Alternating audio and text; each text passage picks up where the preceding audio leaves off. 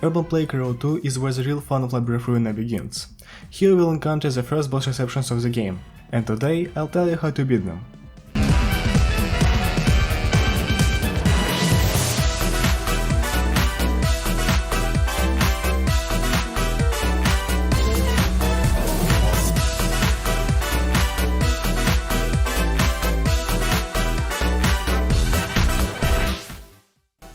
Hey, hello everybody, it's Ruina here and welcome to the second part of my Urban Plague guide.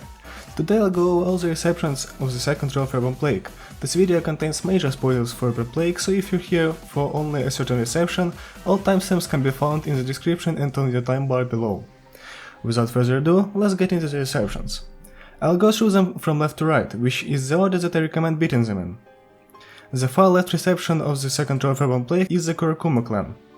This is a 2x reception where you will encounter 6 enemies in total. All of them make usage of slash attacks, so definitely bring Salvador with you.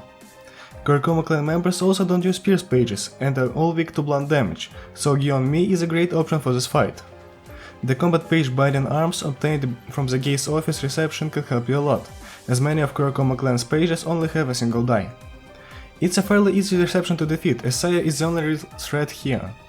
I'd recommend a team of Salvador, Gion Me and Jikan, who is a page obtained from the Rusty Chains general receptions, to beat the Kurokumo clan. Act 1 of the reception is very easy to complete, so it doesn't require any special strategy.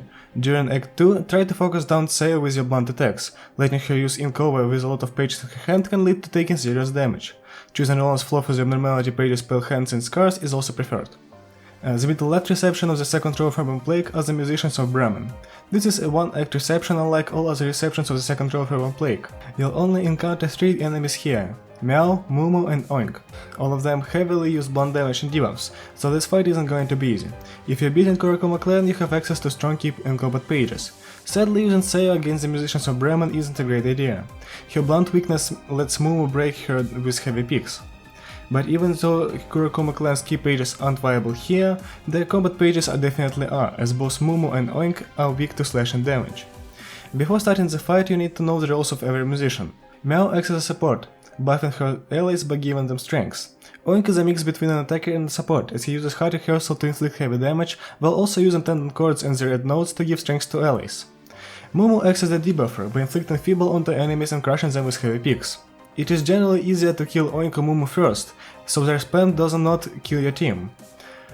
Mumu should be your prime target, as he inflicts a lot of debuffs. You should also note that the musicians make the first scene of this fight very difficult, as they inflict feeble to librarians and strength to themselves as soon as the first scene starts. To counteract that, you can go for concentration and sniper special attributions on your team, or you can attribute Saya's Dark Cloud Blade for +1 power and slash on dice. With attributed Battle Ready and the combat page Flash of Summer for page draw, you can use Saya's Ink Over for massive slash and damage. Crack of Dawn also does a great job of dealing enormous damage. The middle right reception of the second row of Urban Plague is Wedge office. Here you will find the first reception boss of the game, Igor Philip. But to get to him you'll have to get through the first act of the fight, and oh boy, the game does not go easy on you here. Oscar and his crew heavily rely on pierce damage, so any pierce resistant page works well here. The 2 best examples of that are Salvador and Sayo. Slash and damage is the most effective here, as Pamela and normal Philip are all weak to slashing. I'd advise you to avoid both pierce and blunt damage for this fight, but using heavy picks for feeble is an option even though it uses blunt damage. Here you can use 4 librarians at once, which will be your biggest advantage. Use a team of 3 Sayas and Salvador. The decks for them are on your screen. For Salvador, attribute Solidarity and Electric Shock. You can get Solidarity from completing the Workshop Affiliated Fixer's General Reception, which can be accessed by putting in 2 Urban Plague books into the invitation. Attribute Double X, Unstable Charge, Slash and Prowess over Grade 7 Fixer and T-Breast to Sayo. This ability set lets you buff your damage significantly. In battle, try to focus everyone but Oscar. Killing Pamela early lowers the amount of damage you'll take significantly. Philip is also pretty easy to kill, so go for him next. Oscar's unrelenting passive ability won't let you kill him early, so there's no need in focusing him at the start. The only really dangerous page here is non-spears, and with my decks you don't have a reliable way of outclashing it, so just ignore it. In Act 2 you'll have to face Philip. He's resistant to blunt damage, so using it here is actually harmful to the player. When attacking Philip or getting healed by Philip, your librarian gets afflicted with burn. Philip has 300 HP, so you won't kill him easily, but his 100 stagger can be taken down pretty quickly. Philip starts the fight in defense mode and only uses defensive pages for 2 scenes. After 2 scenes have passed, Philip will go into attack mode, where he'll use deadly slash die attacking pages with an occasional blazing strike. It is incredibly difficult to live through Philip's attack mode Onslaught, so I highly advise that you stagger him within the first 2 scenes. Just push Philip while not forgetting your light generation, and if you have all 4 librarians alive, you should be able to stagger him on the second scene. The far right reception of the second row of Urban Plague is Love Town, or the reception of Tomerry. Here you'll fight another reception boss, Tomerry. Alongside Tomerry there are Love Town's people. These enemies have a damage type that they strongly resist, and they're weak to the other 2 damage types. To properly counter them, you just have to not use the 1 damage type they resist against them.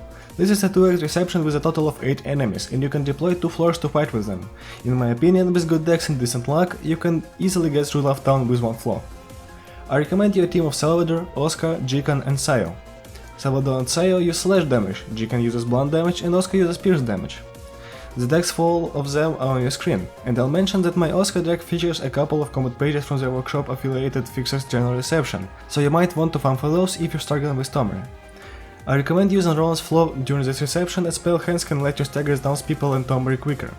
Scars also does a great job of protecting your team from slashing damage, especially Oscar, who doesn't have a slash resistance. The first act of this fight is pretty self-explanatory. Just clash with all the pummelings and ignore rams, unless you're using Crack of Dawn. The second act consists of 3 Love townspeople and Tomerry. The best way of beating this fight is focusing the townspeople and killing them around the third scene. On the fourth scene, Tomerry will use only 1 page and will become vulnerable to stagger damage. You can easily stagger them in 1 scene, as Tomerry only has 85 stagger resist. On the 5th scene, kill Tomerry.